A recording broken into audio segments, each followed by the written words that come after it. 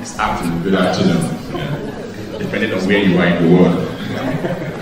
Okay, thank you so much, Goody, and everyone here, and those joining us from across the globe. We're here to celebrate accent, the World Accent Day, being championed by the Protect Accent team. My duty at this moment, quickly, standing on all existing protocols, is to invite a lady that will, for me, I've first came in contact with her on the screens, national screen, the Nigerian Television Authority. Welcome the Lord Mayor, that is fine. Councillor Shabiru Hussein, Lord Mayor, you welcome, sir.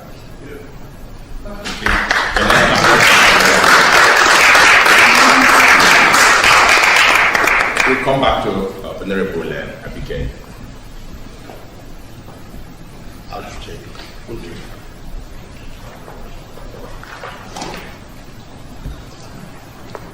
Right, good morning to you all. Can you hear me at the back? Yes. Good. I don't usually need the mic, so it makes it harder for me. So nice to have you this afternoon here. I think it's an early start that there'll be more probably coming and joining yourselves, hopefully. You're in a city where so many languages are spoken across our district. And all you have to do is just stand even outside our city hall and you can see so many different languages you can't understand. And I think I'm very good for it as well, because I love music. And you know something, I listen to every music. It doesn't matter if it's Arabic, I can't understand it, but I do like the music. Words, languages, and the people make this district absolutely beautiful. And when we come together, trust me, you know, it's a combination. There's so much to learn from each other. And there's no way in your lifetime you can achieve and learn other languages.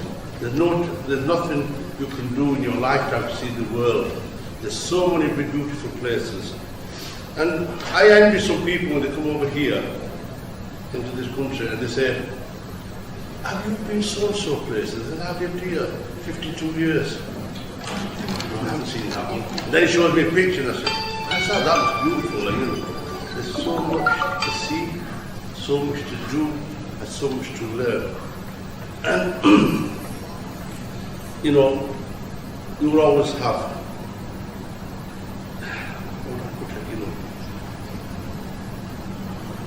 you will always have something to learn in this life.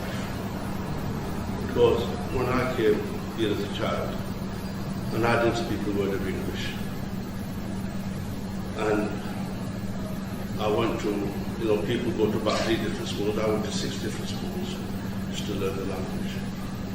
And now I speak about 3, Urdu, Punjabi, and English. But when I speak Punjabi to my children, they look at me and they nod their head because they can't speak back to me, you know, they come back in English. So it's a funny thing, but that's what it is. I will probably go back to Pakistan once in a lifetime, Kashmir, see my roots, but then it's our home here. The moral of the story is, this is our home, and this is where we are. So it's good to be here this morning. We made a bid for the City of Culture for 2025. It's gathering pace, but we're only gathering pace if we're all in it together. I'm hot-blooded, you can tell. If I went to Pakistan, I'll go in winter. I'll never go in summer. I'll struggle. All I do is sit under the AC and sit there all my time. This city is full of cultural richness. And I can And by doing so, we include the values, the authentic voices of all the people who live through our districts and all our stakeholders. I think I would like to finish off, but before I finish off, I want to thank you all for coming this morning. I wish I can say more, which I'd love to say more, but there's so much to learn than to say. And those are the notes I will leave you all. Thank you.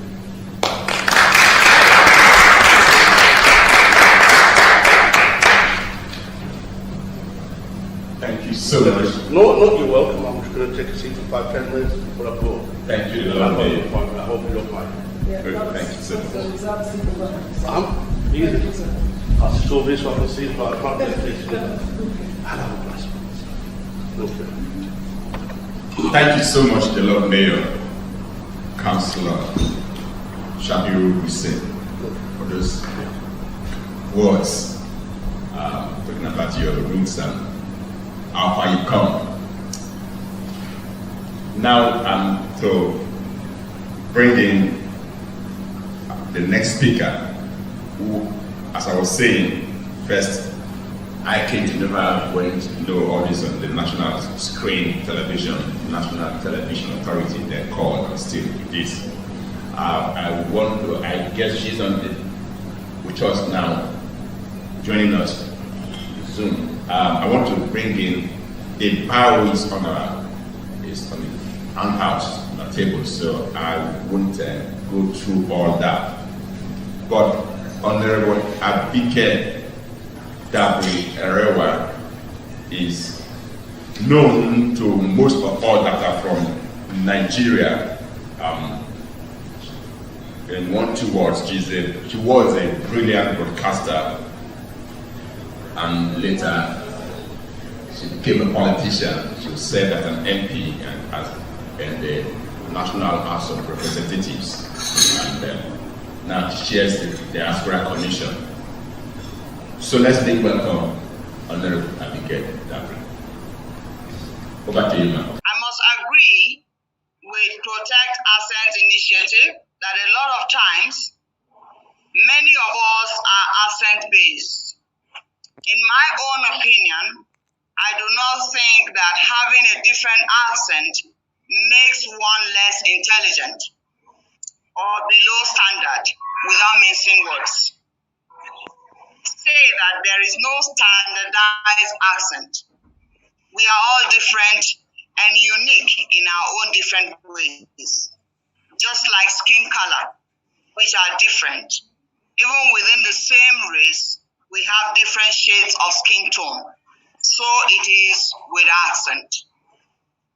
In Nigeria alone, we have a variety of accents. One can only imagine the number of accents all around the world.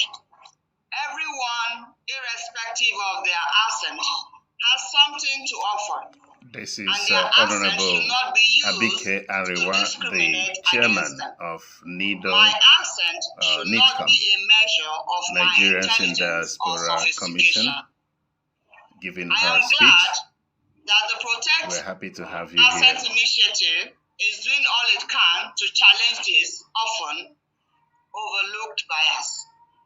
Having gone through the Protect Accent Initiative aim, one thing that echoed throughout was the people-driven change.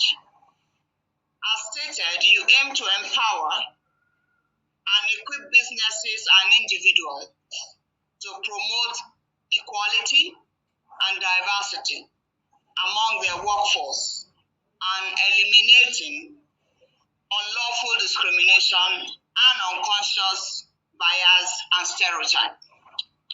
I could not agree with you more. This indeed is a noble cause. Our next speaker is skilled in lecturing, educational technology, research design, and qualitative research. Serving with a strong ethos of integrated, interdisciplinary, and transdisciplinary working across sectors, and holding a PhD in palliative care from the University of Southampton. She's passionate about creating educational opportunities for the next generation of health and social care workforce. would you please join me in a warm welcome for Dr. Anita Sargent.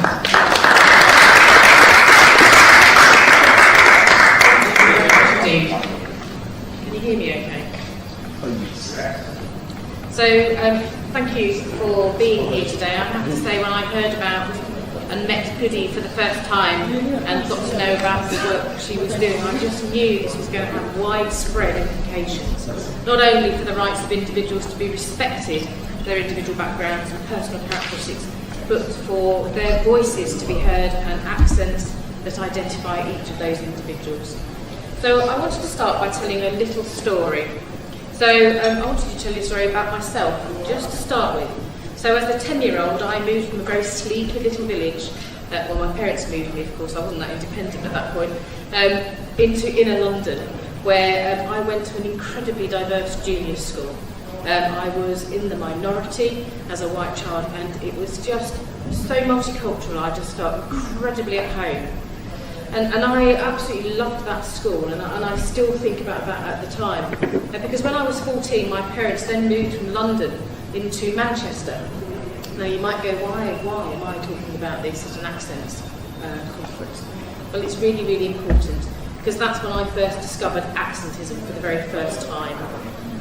I was not acceptable as a southerner with a southern accent as a teenager. I was bullied and I was harassed for sounding like a posh southerner or a cockney. Now, if you don't understand the nuances in English accents, don't pick that up. And we had the conversation, didn't we, Deborah, about accents and nuance just now. But actually what this did is it built into the assumptions and stereotypes, which were the rules that children sometimes understand the world by. Now, the interesting thing out of that is, I was determined I wasn't going to lose my accent, because actually I was a southerner, and that was who I saw myself very much in terms of my identity.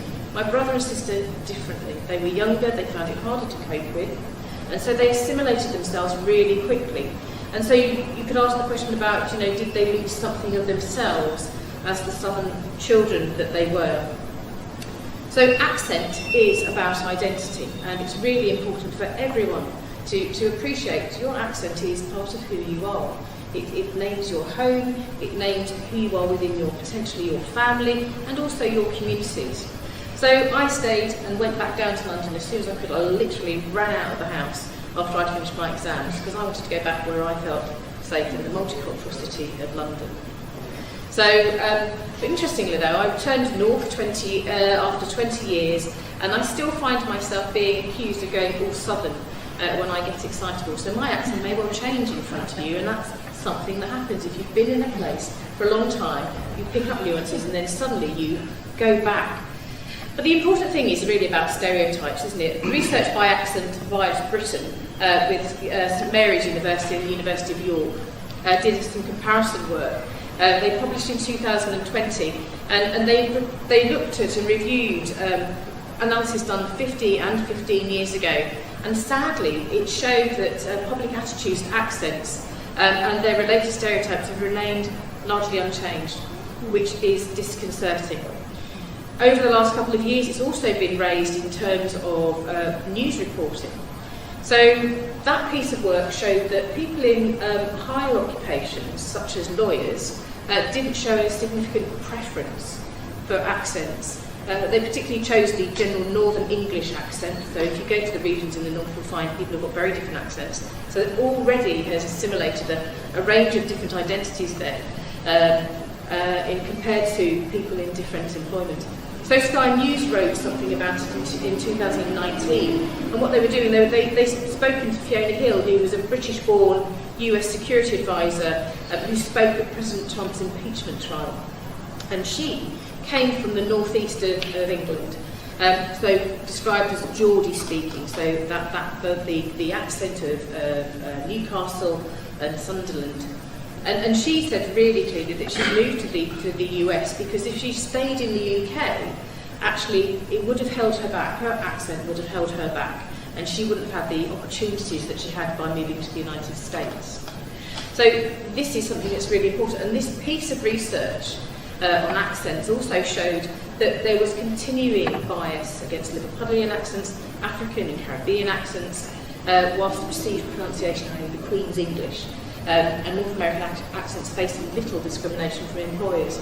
But what we see is unconscious bias in action. And a piece by BBC Worklife in 2021 looked at the pervasive problem of linguistic racism.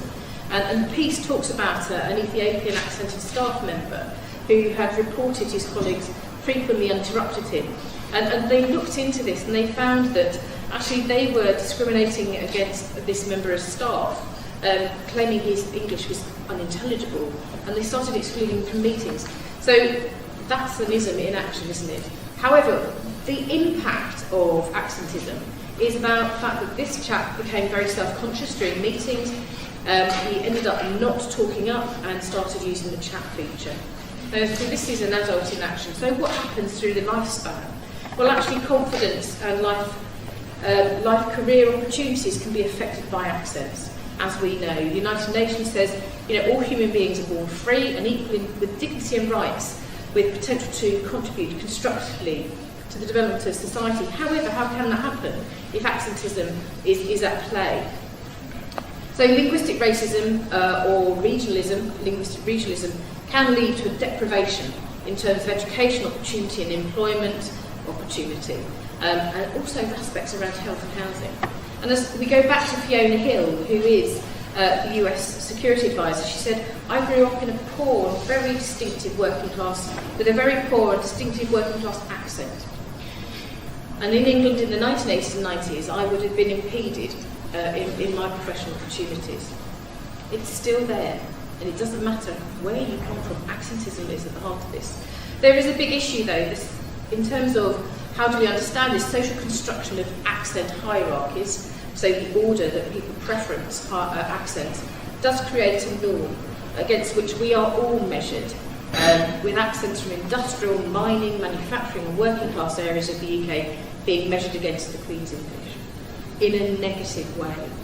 And these perceptions feed into that linguistic regionalism and racism based on accent and dialect, and can lead to shaming and belittling and accent bullying.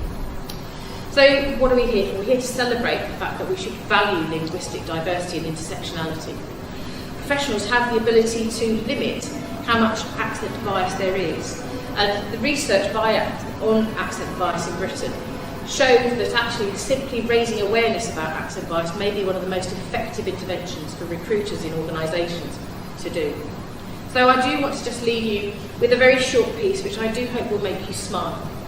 So having lived in the South, my family stayed in the North, and so I have a niece who I'm very close to. Now, she was born in the early 90s, so she was 3 or 4 when this incident happened, but I was doing reading practice with her. So she was born in South Manchester, so grew up with a South Manchester accent. And we were reading this little story, and she said to me, "No, Nita, it's not bar, it's bath." And I said, "But that's how I talk." But as a little 3 or 4-year-old, she was really convinced that you had to speak in a particular way. Well, let me just share the circle of life as it turns.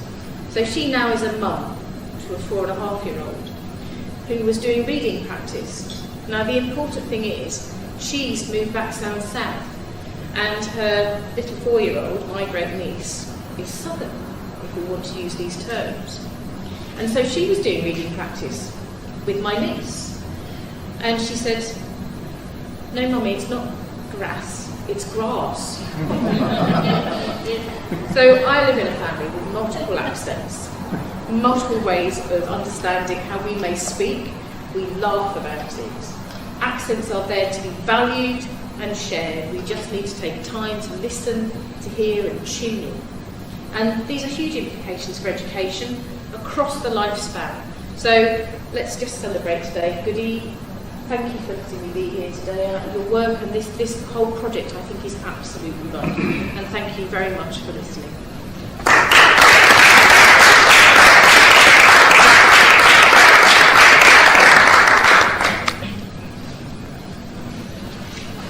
Thank you so much, Dr. Sargent. That was really inspiring. I clearly and closely identify with much that you said. I speak English with an American accent, and I have a South Central Plains dialect. I have a strong interest in this because I'm a speech-language pathologist with 40 years of experience. I'm also a cross-cultural and cross-faith educator, and I find this intersectionality all across my work, and I have for all of my career. So thank you so much. Thank you, Goody, for organizing this and inviting everybody to this. Interestingly, when I travel to the U.S., my friends there always exclaim, "Gosh, you sound so British now." Now, you can take me out of Oklahoma and put me here, but I can never lose my y'alls. So if I say y'all or all y'all, just take it for what it is, okay? So I'm really pleased too to introduce our next speaker. As an amateur spoken word artist myself, it's my pleasure to introduce to you our next speaker, a spoken word artist from Bradford. I find great joy in and with those who have been moving into more public domains with their art. As a wheelchair user, she writes a personal experience among other topics. She's performed her work since 2019 and has read at and hosted events across the district and in further fields. She's also one of the original co-founders of the Bradford Poetry and Spoken Word organization, Spoke. And it's really lovely to read of her recent professional accolades, which you can see in her bio too. And it's exciting that she's writing her own debut collection. And I'm sure many of us can identify with her efforts in trying to keep indoor plants alive. I certainly do. So I don't want to take up any more of her time to come to us with her artistry.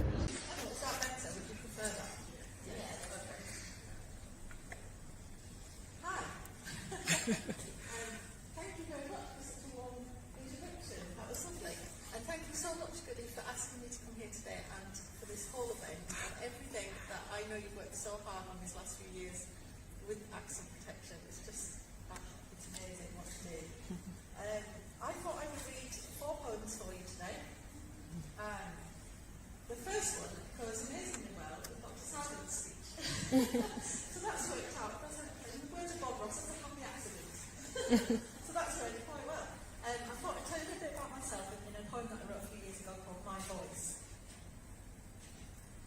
My voice changes, moves around, different dialects, different sounds, from different playgrounds in different schools, different regions, different rules. See, if you travel around as a child, your voice, it runs wild. You pick up different dialects and then you're left with a mashup of regions, and that's the reason for this voice. It's not a choice. I can say the same word 3 times, and it will sound different with every line.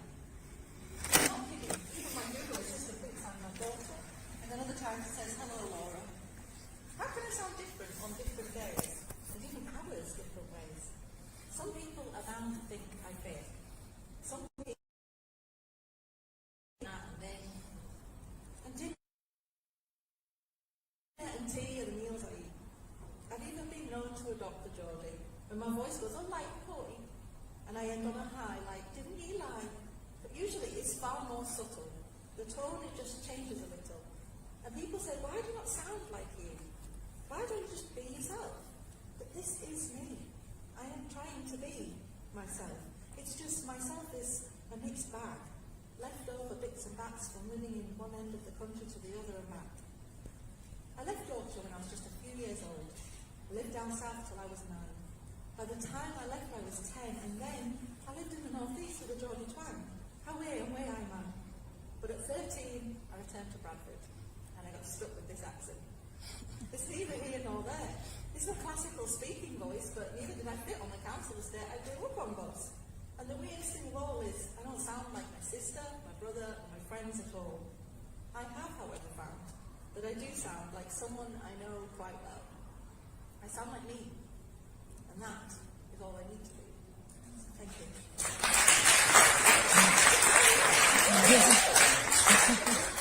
So, I was just wrote about it, and I figured, this is kind of off topic a little bit, but I figured I'd share a poem. Obviously I'm a wheelchair user, few months back for another event that I was reading at called There Is an Alternative. And it's a play on words, and it's called Wheelchair Bound. Bound. To walk or run with leaping strides. Bound. To be hampered or constrained by. How ironic that the same word can mean the exact opposite. To bound is to strive, as in leaps and bounds over ground to get to a destination or just for recreation. To bound is to be hampered by or constrained by. Too many people refer to me as wheelchair bound, confined to a wheelchair. But my wheelchair enables me to bound across fields, across lands far and wide. I can stride my own way, every day if I please. I couldn't do that with ease without it. My wheels enable me. It is not my wheels that confine me, restrict me, and disable me. Society disables me, refuses to adapt to fit my needs, will not accept that wheels enable, not disable. In an alternative world, my wheels would be equally entitled to the rights of those with working feet. If we could just adapt our streets, our buildings, our world, then we could meet the needs of all in a world that is truly equal and fair and just. An alternative world for an alternative girl who, quite simply, just doesn't get out much. Thank you.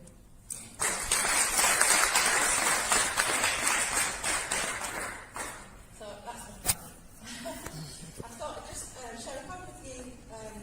It's just about another contentious issue, I suppose, which is about 21st century poverty in Britain and the fact that it does still exist, despite the fact that not many people want to talk about it. So I think that we're talking about something really important today, and I just thought it would be a good opportunity to share that as well. So it's just one more poem, and then I'll share a final poem that I wrote for today. And this is called The Invisible Girl. I wake in the night to a sound.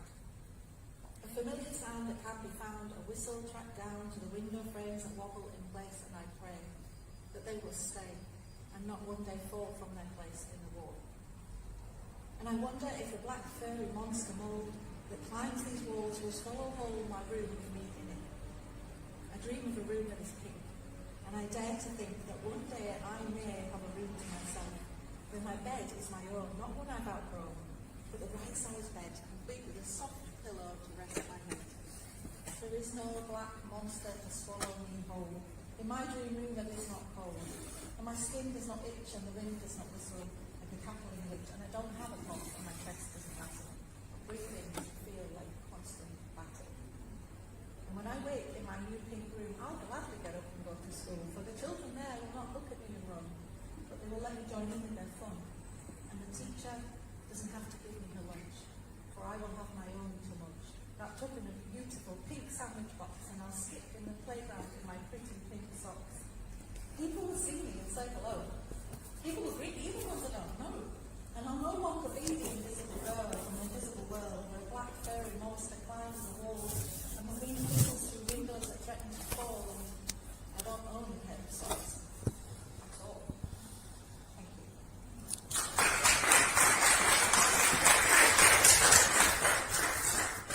And I'll just close finally with a poem that I wrote for today. Actually, it's called If I May.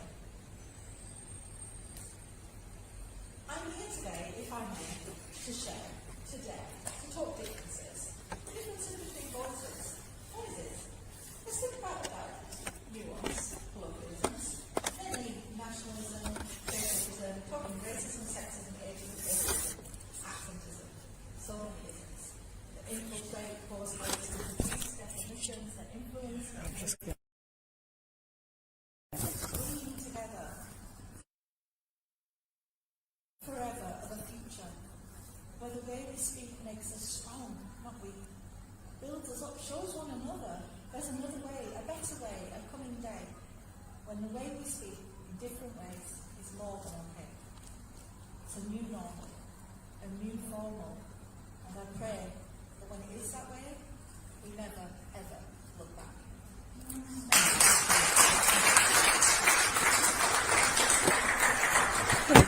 Thank you again, Bridget. My name name, once again, is Akpo Bonduku. Akpo means the world. The world. There's a longer version of the name, which means world matters, global matters, world issues, international matters, international affairs, global affairs. That's the longer version of the name. But Akpo just means the world. And that's the name that my parents gave to me at birth. And I happened to studied world matters, international relations, international affairs, peace studies, international human rights law, that kind of, so I may say that my parents were quite prophetic when they gave me that name. Well, thank you once again. We've had an awesome day. I came to Bradford some 20 years ago, October 1st, 2001, and been here, studied, left for the US after my PhD, went for law and scholarship, so I made the best use of it and studied. Finished here 2005, then went for law, came back and finished here, came back and I pastor a church in the city. When I was just talking with Goody, I think sometime in September, and about Protect Accent, and before I could know it, she co-opted me into the team to be part of. Just kept coming and let's do something. I said, what am I gonna do? I'm quite all over the place now. I serve as the National Ecumenical Officer of the church. I represent the Redeemed Christian Church of God. That's sort of National Ecumenical Officer to the churches together in England. That means like the face of the church, to the Roman Catholic Church, the Church of England, the Baptist Union, the Methodist Church, the Moravian Church, Quakers, across the denominations. So that takes me a lot nowadays, these days, always all over the place, representing, just like an ambassador of the country, you say, sort of, keep me busy. And locally here, the chair of the local churches in my area, local churches together, about 11 churches, 4 churches of England, the Roman Catholic Church, the Methodist Church, 2 URC churches, the Moravian Church, and Assemblies of God Church. So they choose me to be their chair, so I'm doing that too. That means I don't just pastor a church, I pastor different churches, that kind of. So I live for the success of all that. In all my interactions, I've seen what how accent can take you, what it means. And I have a strong accent of my roots. We all do, in some form or the other. We have the southern accent and the northern accent here in the UK. And we have the peculiar West Yorkshire accent. I have not got that over the 20 years, but my children, they've got it. In the case of my wife, she got a mixture of accents. She's from Northern Ireland, so she got the Irish accent, coming to Bradford to study, moving with me to the US, having a community where we pastor, both in the US and here, mostly majority African. So if you speak without the phone, by the time you see her, you'll be surprised that you'll be surprised the person that before so she's got a mixture of accents, but I'm still retaining my accent sort of. I love the logo of Protect Accent. That says your accent is your ID, is your identity. Across board, most of us, when you hear someone speak, you can easily, in some form, make a guess and trace the roots, of the person. And even with that, you can easily tailor the conversation, before even asking where or who the person is.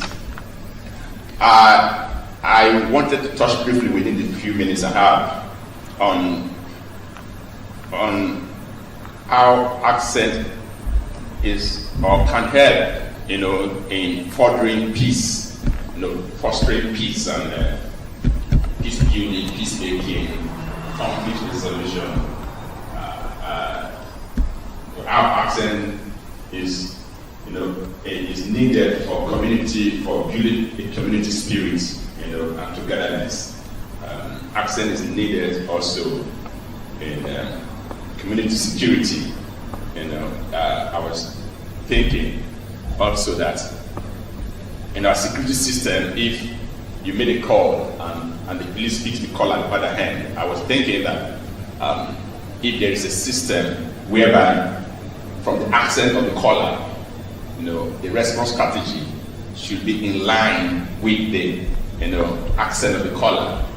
If I make a call to the police, I'm in danger, and you are sending a response team, and you come in contact with the caller, the person is already agitated, whatever be the situation. If the police doesn't really understand the accent of the person, the caller who is in danger will now be further in danger. Sort of. I'm thinking in the line of, because when someone is in danger, it's the tendency that he will not be careful enough to explain himself as he ought to. That means he will, in so many forms, his original self will come out because of what the situation is in. And that can be, if the response team is not careful, it may be too loud and threatening, and we've seen that severally in North America, just because it can't really understand, and the victim will maybe further victimized. So I'm proposing quickly that the community response strategy should, in one way or the other, consider or have a system of responding with an accent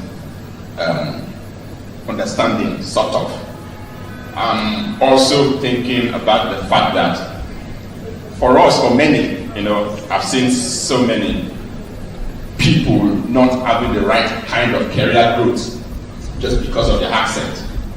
I've seen intelligent people, first class distinction students and all that, not going further in their career just because of the accent. We should not be judged by our accents.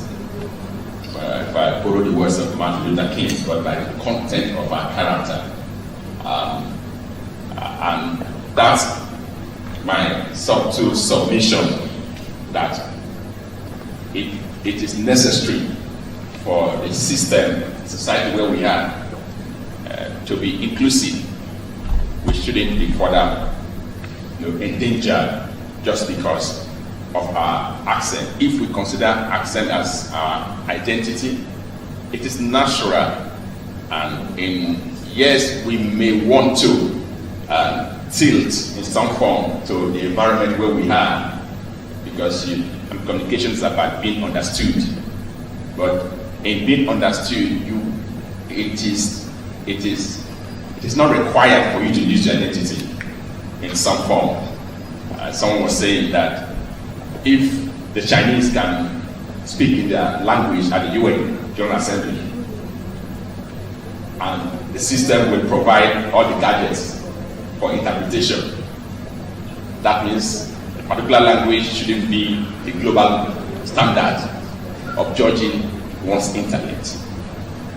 If the Spanish rep can speak in their language, and the gadgets will be provided by our collective money for interpretation, then wherever we are, then we shouldn't judge someone's intellect just because of their accent.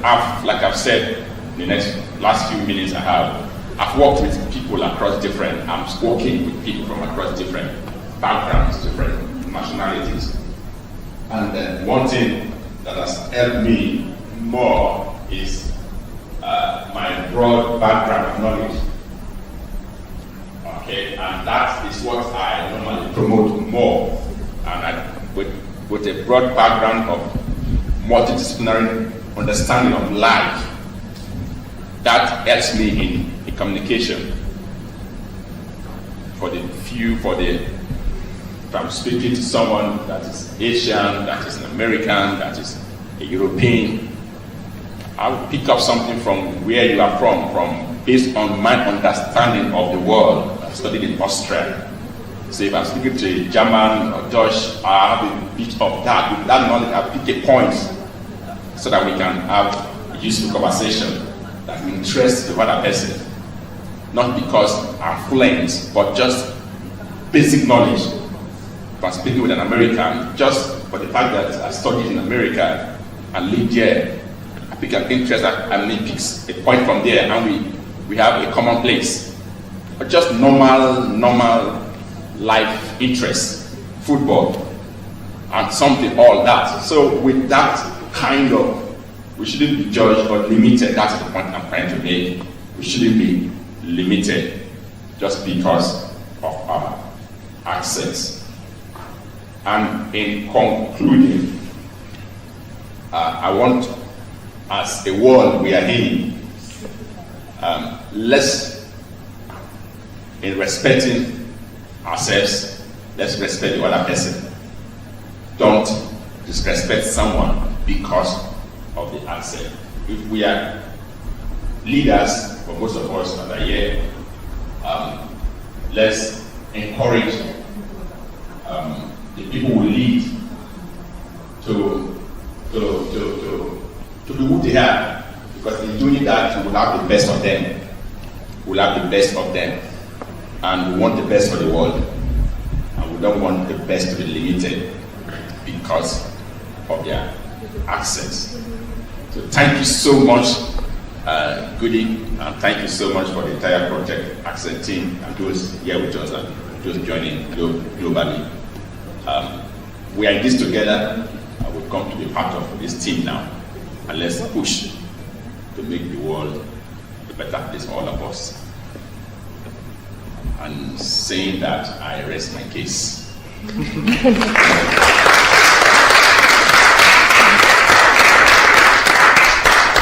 Thank you very much, sir. That was lovely. Well done. Thank you. Will you go on? Yes. All right. Good. Joining us from the Nigerian High Commission is the person of His Excellency Ambassador Dr. Cyprian King. We want to make welcome our ambassador as he comes in. It's a great delight to interface with everyone in attendance, both virtually and in person, on this auspicious occasion, the World Accent Day celebration. Therefore, it's a privilege to be associated with this remarkable initiative embarked upon by Protect Accent Initiative, more so as it is funded by a sister from my beloved country, Nigeria, Ms. Ubi Uchukwu. This laudable and perspective-changing program belies the fact that Africans, particularly Nigerians, are more reliable or untrustworthy people whose stock in trade is fomenting negativity wherever they find themselves. I think this has completely given a different perspective as kind of feeling some people have about Nigerians. It also indicates that as globalization makes a stop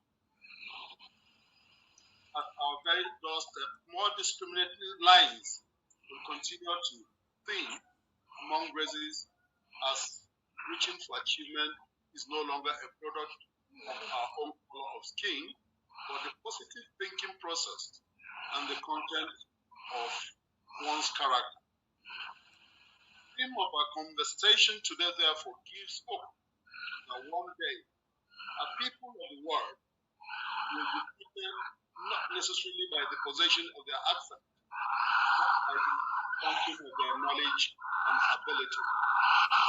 This is far removed from the pursuit of perfect accent, where a native speaker hopes to imitate the speech pattern of the native speaker.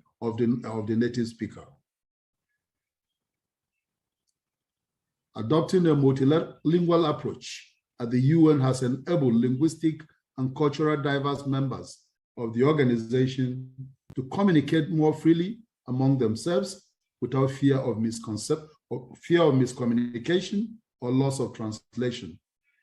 It also encourages tolerance and increases participation in the deliberation of matters arising, leading to more efficiency and better results. It should therefore come as no surprise to anyone in this gathering that the UN is one of the world's highest employers of language professionals. Hundreds of them are employed at the Department for General Assembly and Conference Management, DGA-CM, in New York, in Geneva, in Vienna, in Nairobi, in Rome, in Addis Ababa, in Beirut, in Bangkok, and in so many other places. The qualified language professional at the UN is therefore one who has an in-depth knowledge of the language, irrespective of accent. And this clearly shows that the UN does not frown at weak accent. Rather, it emphasizes inclusiveness to the point where every member state's position is given priority and consideration. Such level of inclusivity can only be attained when each member's position on issues is tendered in a concise manner and in a language they best communicate, irrespective of accent. Accent can be found in all around us.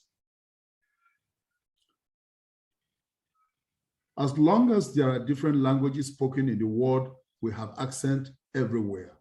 Accent is a way of determining one's identity and origin. Inherent speech pattern announces an individual's social class, his psychological makeup, and whatnot. Accents are so inevitable that one cannot utter a word without revealing the above information about that person. Linguistic experts have opined that the combination of sociophonetic and linguistic information in speech is so absolute and total that no utterance offers only linguistic information about a speaker. This means that as a person speaks, they do not only release linguistic information, but provide other sociocultural information about who they are and where they originate from. These are things that we must not and cannot run away from. Accent are unique sound configuration produced by speakers when communicating with others. This leads to the perception that as far as each human being communicates using speech, each possesses an accent. As an individual trait, therefore, accents enable speakers to ably communicate their true feelings, emotions, and ideas. An accent, simply put, is a means of identification. It is a unique way of pronouncing words by an individual and is influenced by years of sociocultural and dialectical practice. Studies by experts in the field of linguistics have, however, shown that not all aspects of speech are affected by disparities in accent. They identify vowels, consonants, stress placement, speech rhythm, intonation, and quality of voice as the main socio-phonetic features most affected by accent variations. These features have been shown to be determined by the speaker's age, sex, culture, upbringing, connections, geographical origin, and style of speaking. As product of a lifetime of existence and learning, these sociophonetic features make it difficult, but not to modify one's accent later in life. And this is a fact that we should all note and take into consideration at all times. My experience, non-speakers of a language may still make good writers in those languages. When one considers the brilliant successes attained by writers such as Chinua Achebe, Wole Soyinka, and so many other African speakers, you will understand that intelligence has nothing to do with accent. What we need to do is we need more concerted efforts to make sure individuals and organizations that engage in accent-based discrimination have a reorientation of their thinking. A different accent does not limit one's productivity in workplace, nor does it make one less intelligent or intelligible. It simply makes us product of our different realities. Bias against one's accent is an attempt to discredit one's identity and deny them their unassailable rights and privileges. No one deserves this. Thank you. Thank you, Your Excellency. Thank you, one and all.